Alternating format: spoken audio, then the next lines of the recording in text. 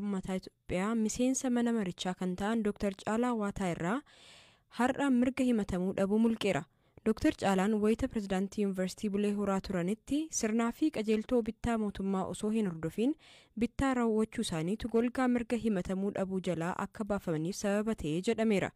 Mirgi himatamuu dhabuu kun heera Itoophiyaa keessatti bara 1987 irraa eegalee miseensota mana mareef kan kennamudha. Mirgi himatamuu dhabuu kun maali? Akkamiinis mulqama? Kana irratti Biiroo Abbaa Alangaa Waliigalaa Oromiyaatti itti aanaa hoogganaa fi itti gaafatamaa damee hariiroo hubannoo seeraa kan ta'an obbo Mallasaa Abbaayanii dubbiseen ture. Egaa mirgi himatamuu dhabuu fi himatamuu qofas miti qorannaan mirmaraa kan jennu suni namarratti gaggeeffamuu dhabuudhaa kan kennamu miseensota bakka bu'oota uummataa miseensa paarlaamaa kan jennu kan akka biyyaatti. Akka naannoleetti immoo Itoophiyaan biyya federaalawaa waan taateef sadarkaa naannoottis miseensonni manneen maree naannolee fakkeenyaaf akka Oromiyaatti kan caffee Oromiyaa mirga heeraan kabajame qaba. Mirgi kun namoota dhuunfaa kanaaf jecha kan kennameef. Mirgi kun heeraan kan kabaja argatee fi akkasumas heeraan kan kabajame namoonni kun bakka bu'ummaa uummataa ol'aanaa waan qabaniif salphaadhumatti qaamoleen mootummaa isaan fa'a keessattuu qaamni raawwachiisaan karaa dhumatti xiqqaa hundaan hin jedhanii to'achuu fi isaan kana dhiibbaa irraan dhowuu dhiibbaa siyaasaa akka irraan hin geenye tika isaaniif kenname jechuudha. Yoo jennu kun immoo uummata isaan duuba jibsan miseensi paarlaamaa tokko yookiin miseensi caffee yookiin manneen maree naannolee kaffiroo tokko yoo xiqqaate nama 100,000 oltu isa filate.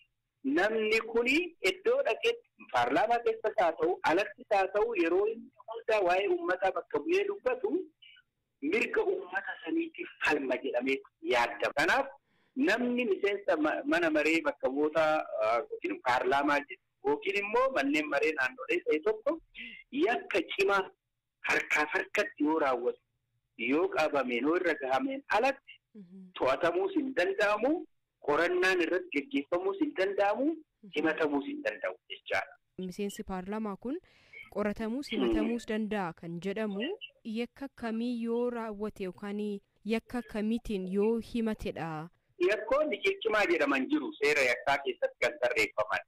Fakkeenyaaf ajjeechaa, saamicha cimaa, gudeeddii yakkoota safuu uummataati walitti bu'an jennuun ni jiru miti. Wantoota akkasii san yommuu raawwatu harkaaf harkatti qabameera. Fakkeenyaaf yakki malaammaltummaa yakka cimaa. Haa ta'u garuu harkaaf harkatti yakka argituu miti. Kanaafuu maal gochuu qabda? Dursee raawwatee ragaa ofii funaannatee qorannoo xumuree kunuuti waan amansiisaa kanan qaba. Kanaaf mirga qabamuu fi himatamuu dhabuusaa irraa naa kaasaa jedhee paarlaamaan raawwate kanatti dhiyaata jechaadha. Kanaaf miseensi paarlaamaa kuni yookaan miseensi mana maree yookaan caffee kuni kanaan shakkameera yoo jedhamee qabamuu sanaan dura qorannoon gaggeeffame ragaa sun dhiyaatee booda mulqama jechaadha mirgi isaa kun. Ragaa kana akkuma oduu harkatti hin qabatin akkanumatti qilleensa irratti abalu kana shakkeera jedhee miseensi harkaa fuudhuu irraa buusu irraa kaasu maalitti agarsiistuun jiraachuu qaban. Namni kun gocha kana raawwachuu isaatiif waan agarsiisu tokko fidee koreen dhaabbii manneen maree paarlaamaa kana madaalee xiinxalee Indaa'um ragaa dabalaataatiif dammalee jedhuu danda'a koreen dhaabbiidha. Amma adeemsa kana booddee miseensi paarlaamaa tokko yakka tokkoon himatamee mana murtiitti dhiyaatee yakkamaa miti kan jedhu manni murtii yoo ga'e miseensi paarlaamaa suni aangoosaa paarlaamaa sana turetti deebi'uu danda'a. Namni kuni erga falmii mana murtii gaggeeffamee too jedhee booda paarlaamaatti hin deebi'a jechaadha. Yoo yakkamaa ta'etti murtaa'e civil right isaa almost irraa murtama yoo ta'e bakka bu'ummaan isaa otoo miidiyeetii garuu bilisa jedhamanii dhufanii hin moggaafamu paarlaamaadhaatti yookiin caffeedha. Mirgi himatamuu dhabuu isaanii kan mulqamees hin deebi'aafi jechuudha. Latanii biyya galan osoo mana hidhaatti gatamanii jiranii hidhattoota waraana bilisummaa Oromoo yookaan waboo bosona jiran waliin mari'anna jechuun waan hin yaadamne jechuun qondaalli ABO obbo Battee Urgeessaa himaniiru. Dhimma kanarratti waa'illi koo Hamzaa Huseen obbo Battee dubbiseera. Qondaaltonni dhaaba isaanii waggaa 3f ammallee hidhaa keessa himannaa tokko malee jiru jedhu. Walumaa galatti dhimmi hidhamtoota siyaasaa Oromoo waa tokko furmaatan arganne hanga ammaatti. Hidhamtoota 1,000 lakkaa'amtu Oromiyaa keessatti iddoo adda addaatti hidhamanii jiru maqaa siyaasatiin. Sana keessaa kan baay'ee adda ta'ee nama baay'ee birattis dubbatamaa ture waa'ee qondaaltotaa fi hooggantootas adda bilisummaa Oromoo waggaa 3 mana ukkaamsa adda addaatti daddarbarfamaa himannaa tokko malee gariin immoo abbaan alangaa galmee irraan qabu kan jedhee himannaa irraan qabu kan jedhee cufe. Gariin immoo mana murtiittuu himatamanii manni murtii walaba godhee kan gadhiise. Namoonni kun yeroo dheeraadhaaf otoo himanni biraas irratti hin banamin akka ajaja mana murtii 5-6 ajajetti immoo olaantummaan seeraa kabajamee otoo gadi dhiifamin hanga yoonaatti mana hidhaa adda addaatti hidhamaa turanii amma waajjira poolisii Burraayyuu jiru. Qondaalonni kun nama 7 isaan hundumtuu dhukkuba adda addaatiin saaxilamanii dararamaa jiru. Jaal Abdii Raggaasaa miseensa Shanee Gumii Adda Bilisummaa Oromoo, Jaal Mikaa'el Booran miseensa Shanee Gumii Adda Bilisummaa Oromooti, Jaal Kennasaa Ayyaanaa miseensa Gumii Sabaa Adda Bilisummaa Oromooti, Jaal Lammii Beenyaa, Jaal Daawit Abdataa, Jaal Gadaa Gabbisaa, Jaal Gadaa Oljirraa. Isaan kun qondaaltota adda bilisummaa Oromoo sadarkaa adda addaatti ramaddii fudhatanii hojii siyaasaa irra turanidha. Warroonni kun hundumtuu warreen ani biraa ba'e jechuudha. Himannaa tokko ofirraan qaban yeroo kanatti.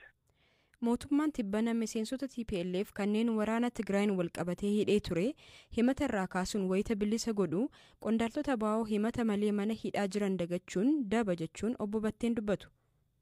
Yeroo kana amma warra madfii fi rookeetidhaan wal lolaa turanii droonidhaan wal aleelaa turanii araarri bu'ee hidhamtoonni sababa adda addaatiin qooda fudhannaa qabsoo hidhannoo warri Tigraay godhe keessatti qooda fudhannaa qabu karaa adda addaatiin gargaaranii jiru jedhaman hundi hiikamanii himannaan isaanii irraa cite akka gadhiifamaa jiran argaa jirtu. Garuu kan qondaalotaa fi hoogganoota adda bilisummaa Oromoo hanga ammaatti wanti jedhame tokko hin jiru. Jaarsummaan adda addaatti deemamee qaamonni adda addaa abbootiin amantaa, abbootiin gadaa dhimma kana dubbachuu fi namoota kana sadarkaa kanatti dararuun sirrii akka hin taane ibsuuf yaalaniiru.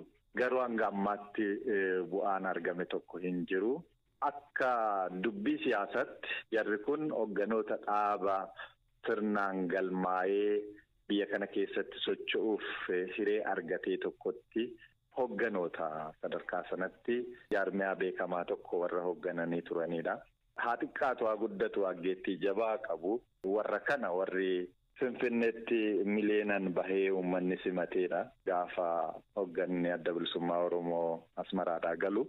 Qaamoleen mootummaatis sadarkaa sanatti ilaalanii dhibdee biyya kanaa furuu keessatti qooda qabaachuu amantaa Oromoo biraa dhaban deebisanii ijaaruu biratti qoonni qondaalonni kun taphatan xiqqaa akka ta'etti ilaaluun jira.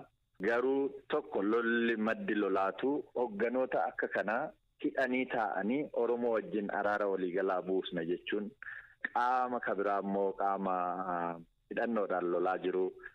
Ni araarfanna jechuun akka waan hin fakkaanne ta'e hubachuu danda'u qaba. Maaliif namoonni kun namoota waraana asiin dura hoogganaa turanidha. Karaa nagaatti wayya jedhanii filannoo isaaniitiin hidhannoo isaanii hiikkatanii galanii har'a dararaan kun irra gahaa jira. Wayita kun ta'ee jirutti qaamni immoo har'a hidhatee jiru waraana hoogganaa jiru akkamitti otoo isaan ilaalu